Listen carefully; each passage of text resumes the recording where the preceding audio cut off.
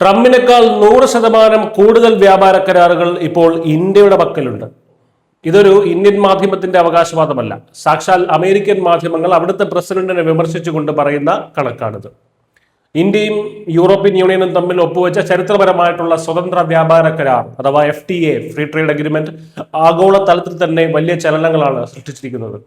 പ്രത്യേകിച്ചും അമേരിക്കൻ പൗരന്മാർക്കുമേൽ തീരുവ ഭാരം അടിച്ചേൽപ്പിക്കുന്ന ട്രംപിന്റെ നടപടികളെ വിമർശിക്കുമ്പോൾ തന്നെ ഇന്ത്യയുടെ ഈ നയതന്ത്ര വിജയത്തെ വാനോളം പുകഴ്ത്തുകയാണ് പ്രമുഖ US മാധ്യമങ്ങൾ.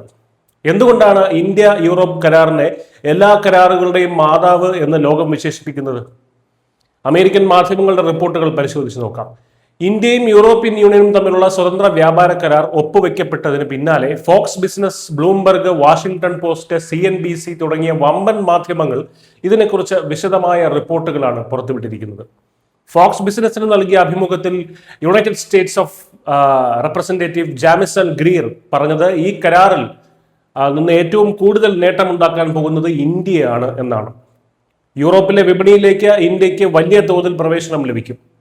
മാത്രമല്ല, കുറഞ്ഞ ചെലവിലുള്ള തൊഴിലാളികളെ വെച്ച് ഇന്ത്യ ഒരു വമ്പൻ കുതിച്ചുചാട്ടം തന്നെ നടത്തുമെന്നും അദ്ദേഹം നിരീക്ഷിക്കുന്നുണ്ട്. യഥാർത്ഥത്തിൽ അമേരിക്കൻ വിപണിയെ മാത്രം ആശ്രയിച്ചിരുന്ന യൂറോപ്യൻ യൂണിയന് ട്രംപിന്റെ പുതിയ തീരുവ നയങ്ങൾ വലിയ തിരിച്ചടിയായിരുന്നു. തങ്ങളുടെ ഉൽപ്പന്നങ്ങൾ വിൽക്കാൻ അവർക്ക് പുതിയൊരു വിപണി അത്യാവശ്യമായി വന്നിരുന്നു. അവിടെയാണ് ഇന്ത്യ രക്ഷകനായി മാറിയത്. ഗ്രീറിന്റെ വാക്കുകളിൽ പറഞ്ഞാൽ യൂറോപ്യൻ യൂണിയൻ അവരുടെ അമിത ഉൽപാദനം വിറ്റഴിക്കാൻ ഇന്ത്യയിലേക്ക് തിരിയുകയാണ്. ഇനി ഇതിന്റെ പശ്ചാത്തലം ഒന്ന് പരിശോധിച്ച് നോക്കാം. ട്രംപ് അധികാരത്തിൽ വന്നതിന് ശേഷം നടപ്പിലാക്കിയ അമേരിക്ക ഫസ്റ്റ് നയങ്ങളും തോന്നിയ പോലെയുള്ള തീരുവ വർധനവുകളും സഖ്യകക്ഷികളെ പോലും വെറുപ്പിച്ചിരുന്നു.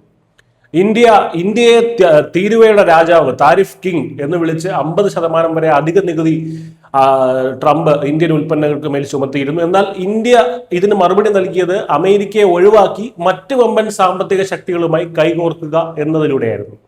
ബ്ലൂംബർഗ് റിപ്പോർട്ട് ചെയ്യുന്നത് പ്രകാരം ഇന്ത്യയും യൂറോപ്പും തമ്മിലുള്ള ഈ കൈകോർക്കൽ അമേരിക്കയെയും ചൈനയും സാമ്പത്തികമായി ആശ്രയിക്കുന്നത് കുറയ്ക്കാൻ സഹായിക്കും.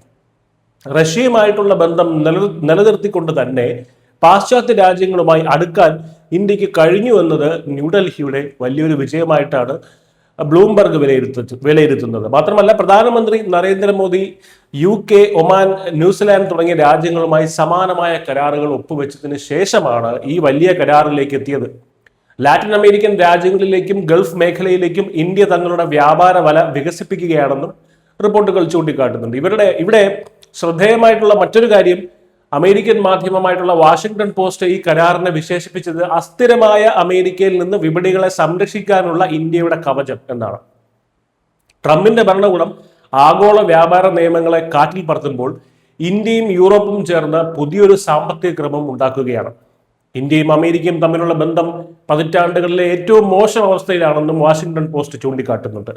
ഇന്ത്യയും പാകിസ്ഥാനും തമ്മിൽ താൻ മധ്യസ്ഥത വഹിച്ചു എന്ന ട്രംപിന്റെ വ്യാജ അവകാശവാദത്തെ ഇന്ത്യ തള്ളിക്കളഞ്ഞത് ഇതിനൊരു കാരണമായെന്നേ ഉള്ളൂ. അതേസമയം അമേരിക്കയുടെ അയൽ രാജ്യമായ കാനഡയും ഇന്ത്യയെ പിന്തുണച്ചു തന്നെയാണ് രംഗത്തെത്തിയിരിക്കുന്നത്.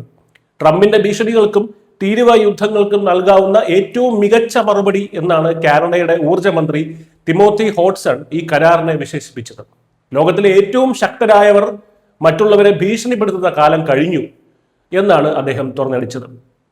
ഇനി കണക്കുകൾ നോക്കാം. CNBCയുടെ റിപ്പോർട്ട് പ്രകാരം കഴിഞ്ഞ 10 മാസത്തിനുള്ളിൽ 90 വ്യാപാര കരാറുകൾ ഉണ്ടാക്കുമെന്ന് പറഞ്ഞ ട്രംപിന് ആകെ ഒപ്പുവെക്കാനായത് വെറും 2 കരാറുകൾ മാത്രമാണ്. എന്നാൽ ഇതേ കാലയളവിൽ ഇന്ത്യ ട്രംപിനേക്കാൾ 100% കൂടുതൽ കരാറുകൾ ഒപ്പുവെച്ചു. ഇത് അമേരിക്കൻ സമ്പദ് വ്യവസ്ഥയ്ക്കും ട്രംപിന്റെ പ്രതിച്ഛായയ്ക്കും വലിയ മങ്ങലേൽപ്പിച്ചിരിക്കുകയാണ്. ചുരുക്കത്തിൽ, റിപ്പബ്ലിക് ദിനത്തിൽ യൂറോപ്യൻ നേതാക്കൾ ഇന്ത്യയിൽ എത്തിയതും 16ാമത് ഉച്ചകോടിയിൽ വെച്ച് ഈ കരാർ ഒപ്പുവെച്ചതുമൊക്കെ വെറുമൊരു ചടങ്ങായിരുന്നില്ല. അത് ലോകത്തിന് തന്നെ നൽകിയ ഒരു വലിയ സന്ദേശമായിരുന്നു. അമേരിക്കയുടെ ഭീഷണികൾക്കോ സമ്മർദ്ദങ്ങൾക്കോ വഴങ്ങാതെ സ്വന്തം നിബന്ധനകൾക്കനുസരിച്ച് മുന്നോട്ട് പോകാൻ ഇന്ത്യക്ക് കഴിയുമെന്ന് ഈ കരാർ തെളിയിക്കുന്നു. ഇന്ത്യ ഫസ്റ്റ് എന്നൊരു നയം ഇന്ത്യക്ക് എടുക്കാനും കഴിയും. അമേരിക്കയ്ക്ക് മാത്രമല്ല അത് പറ്റുന്നതെന്ന് തെളിയിച്ചു. അമേരിക്കൻ മാധ്യമങ്ങൾ പോലും സമ്മതിക്കുന്ന ആ യാഥാർത്ഥ്യം വരും ദിവസങ്ങളിൽ ആഗോള വിപണിയിൽ ഇന്ത്യയുടെ കരുത്ത് വർദ്ധിപ്പിക്കുമെന്ന കാര്യത്തിൽ ഇനി ആർക്കും സംശയം തോന്നേണ്ടതില്ല. News desk, news India Malayalam.